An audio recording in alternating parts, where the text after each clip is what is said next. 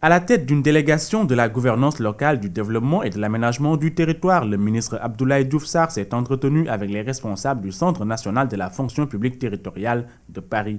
L'autonomie de fonctionnement du centre, du fait de son modèle organisationnel éprouvé suite aux divers services rémunérés, a été un des éléments de réussite du dispositif de formation. En France, le Centre national de la fonction publique territoriale tire ses ressources d'une cotisation sur les salaires de tous les fonctionnaires.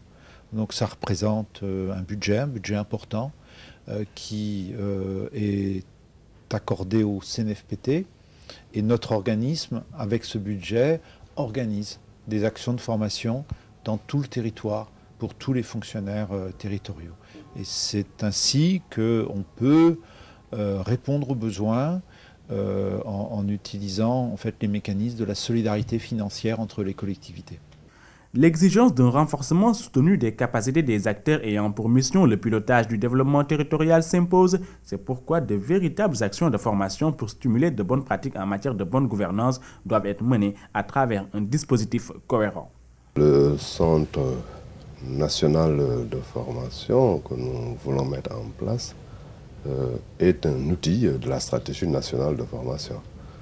Vous savez très bien que la formation est essentielle et est un champ de renouvellement et de mutation important.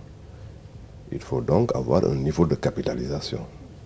Il faut avoir un niveau de conservation des expériences. Il faut avoir bien entendu un cadre organique de conduite des opérations de formation.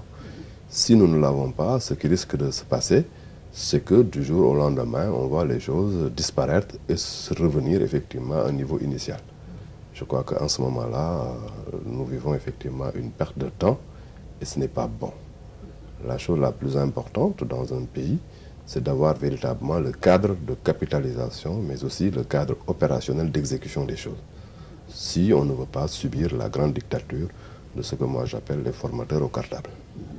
Au terme de cette visite de travail, une intention de collaboration a été formulée par les deux parties pour la co-construction d'un dispositif de formation et de perfectionnement des élus et acteurs territoriaux au Sénégal, ce qui constitue un axe fondamental du plan Sénégal émergent et aussi un élément essentiel du capital social à relever en vue d'asseoir une véritable gouvernance locale.